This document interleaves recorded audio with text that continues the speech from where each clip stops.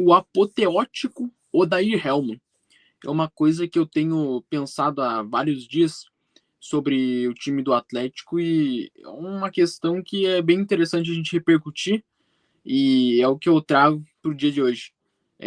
Seja muito bem-vindo, você que está aí no Cap 12. Meu nome é Gabriel Muniz, sou agora novo integrante oficialmente do Cap 12 e estou aqui para fazer meu primeiro vídeo dentro do canal. Já participei de lives no Arquibancada Furacão há um bom tempo aí dentro do canal, mas hoje, pela primeira vez oficialmente, eu estou dentro do Cap 12. Então, antes do vídeo começar, eu peço para você deixar seu like, se inscrever no canal, comenta, faz essa interação bacana aí, traz o seu ponto de vista também. Acho que é algo que é muito valioso e espero que você curta o vídeo de hoje. E é uma coisa interessante, né? O Odair Hellmann chegou no Atlético em 2025, ano passado, e era um Atlético de um cenário muito insalubre. O Atlético que em 2024, no ano passado de seu centenário, passou por 5 técnicos em um ano.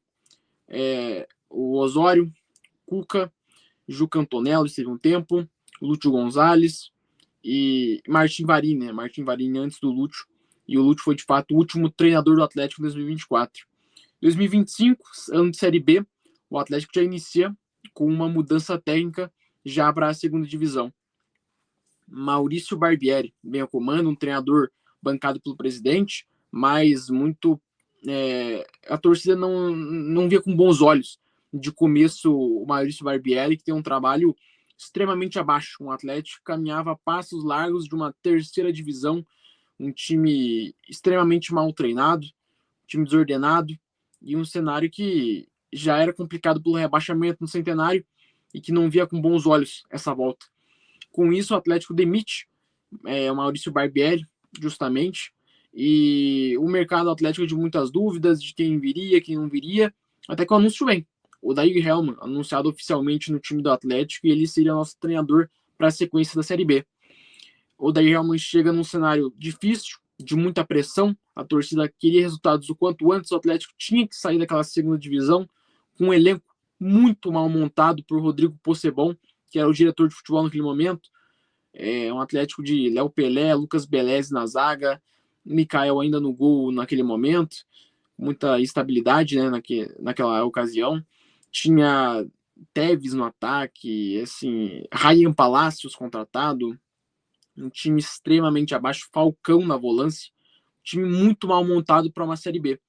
E o Odair chega numa panela de pressão, uma vitória por 1-0 sobre o Atlético dentro da Arena da Baixada, um Furacão que tinha dificuldades, mas vence por 1-0 na sua estreia para sair esse peso do primeiro jogo e vence. Não foi bonito, não foi um jogo vistoso, mas foi 3 pontos. Eu lembro bem desse jogo. E depois, nessa linha do tempo, tem alguns jogos que o Atlético começa a ter uma preocupação muito grande. A vitória contra o Atlético Goianiense por 1-0 na Arena, eu estive presente e lembro que foi desesperador. O Atlético, se eu não me engano, em 13º, 11º, algo assim, a passos largos da Série C, a 4 pontos da zona do rebaixamento, e uma crise muito grande. O Odair mal conseguia implementar suas ideias num cenário tão difícil, de um elenco tão escasso, e a panela de pressão veio. E veio uma sequência muito dura para o Atlético, de jogos desesperadores. A gente tem aquele Atlético e Paysandu, que o Atlético leva o empate com uma falha absurda do Abraão, que naquele momento o Odair diz em coletiva de erros punitivos, que erros individuais. Foi a única vez que eu vi ele, de fato, falando de erros individuais que estavam afetando diretamente o elenco. O Atlético empata aquele jogo, o Abraão nunca mais atua a camisa do Furacão. E tem o jogo contra o Cuiabá, que o Atlético faz o gol aos 90, num sofrimento gigantesco, e leva o empate no finalzinho também, na saída de bola. O Odair ficou desesperado, a torcida tacou o rojão lá pro meio da arena e era um cenário assustador. Olhando para aquela situação, o Atlético não via melhora. O empate com a Ferroviária foi um roubo descarado. Aquele jogo foi bizarramente duvidoso. A arbitragem dá um pênalti sem critério algum. O Atlético empata de novo, segue sem vencer.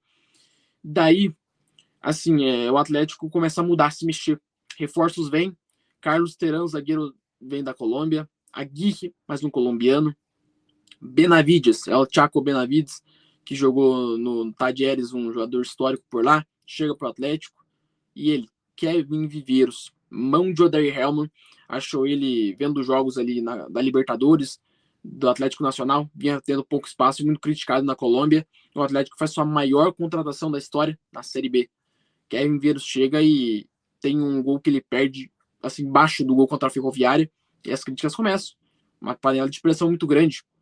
E aí sim, contra o América, ele desencanta e marca 2 gols, os seus primeiros com a camisa do Atlético, mas nesse mesmo jogo, o jovem Arthur Dias estreia no profissional. E no último lance do jogo, ele falha e o Atlético empata mais um jogo. Assim, um cenário bizarro. O Atlético segue sem respirar e sem alcançar o G4 da Série B. O Arthur Dias fica congelado, sem atuar mais, tendo um momento para se refletir do que esse jovem jogador poderia fazer de melhor. Era o ideal para ele naquele momento. O Odair faz essa gestão de grupo naquele momento. E é muito complicado, cara. Assim, um empate da forma que foi, eu até acho que talvez até tenha confundido a linha do tempo. Cuiabá foi no segundo turno já, esse jogo aí do América foi no primeiro turno, talvez tenha confundido um pouco a ordem, mas não altera. Não altera como foi essa era Aldair Helman. Que logo em seguida ele, no jogo, acho que contra o Cuiabá, que daí sim no segundo turno, o Arthur volta e nunca mais sai. Tema que a gente vai falar mais na frente, mais pra frente, no caso. O Atlético, nessa arrancada da Série B, tem dificuldades até que vem a vitória contra o CRB em Alagoas, coach Kevin Viveiros. Começa a arrancada dos 7 jogos seguidos de vitória. Arrancada fundamental do acesso do Atlético. Com Kevin Viveiros se tornando a peça fundamental desse time do Furacão, extremamente de transição, time rápido, veloz, um time forte fisicamente para superar aquela Série B. Faz a sequência de 7 vitórias contra a Chapecoense na Condá, jogo duro, contra a Botafogo de Ribeirão, num drama muito grande, contra a Vila Nova em casa, um jogo mais tranquilo. O Novo Horizontino em casa também, Operário em casa, que foi o último dessa sequência, e o Atlético chega próximo do G4. Mas aí, derrota para Remo e Goianiense fora. O Odair mexe no time, toma decisões ruins, o Atlético toma esse golpe duro. Tem um jogo contra o Atletiba, o Atlético empata fora, o Atlético jogou melhor, mas com o pênalti que o Daronco não deu, o Atlético acaba empatando. E tem o golpe, que é empatar contra o Avaí em casa, da forma que foi. Muito complicado. Mentalmente um time difícil. Mas tinham 4 guerras. Amazonas, Volta Redonda, Ferroviária e América. O Atlético vence Volta Redonda e Amazonas em casa, superando aquele fantasma que foi o jogo do Volta Redonda fora de casa, que o Atlético toma uma virada de 2-0 para 3-2.